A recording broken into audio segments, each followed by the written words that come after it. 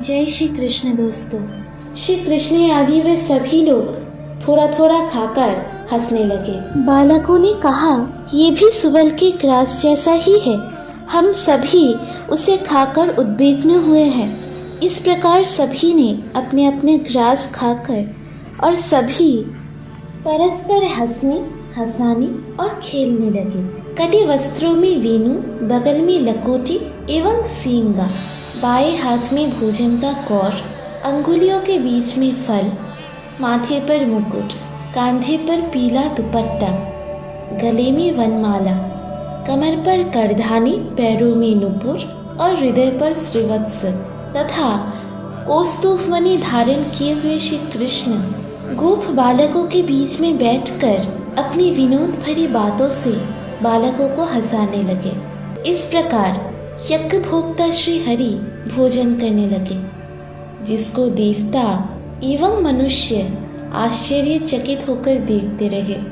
इस प्रकार श्री कृष्ण के द्वारा रक्षित बालकों का जिस समय भोजन हो रहा था, उसी समय बछड़े घास के लालच में पड़कर दूसरे एक गहन वन में घुस गए। गोप बालक भय से व्याकुल हो गए।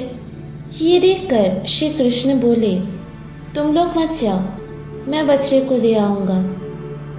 यूँ कहकर श्री कृष्ण उठे और भोजन का कौर हाथ में लिए ही गुफाओं एवं कुंजों में तथा गहन वन में बछड़े को ढूंढने लगे। जिस समय ब्रजवासी बालकों के साथ श्री कृष्ण यमुना तट पर रुचिपूर्वक भोजन कर रहे थे, उसी समय पद्मयोनि ब्रह्मा जी अघासुर की मुक्ति देखकर उसी स्थान पर पहुंच गए।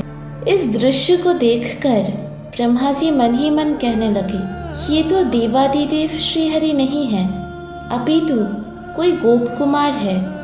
यदि ये श्री हरि होते तो गोप बालकों के साथ इतने अपवित्र अन्न का भोजन कैसे करते।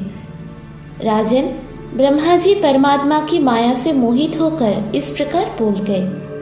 उन्होंने उनकी अर्थात भगवान की मनोज्ञ महिमा को जानने का निश्चय किया। ब्रह्मा जी स्वयं आकाश में अवस्थित थे।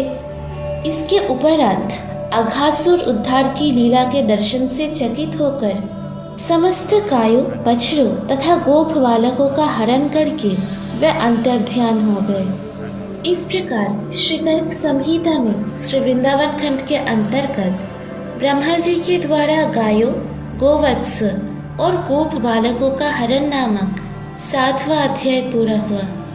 बाकी की कथा सुनिए अगली पार्ट में। राधे राधे।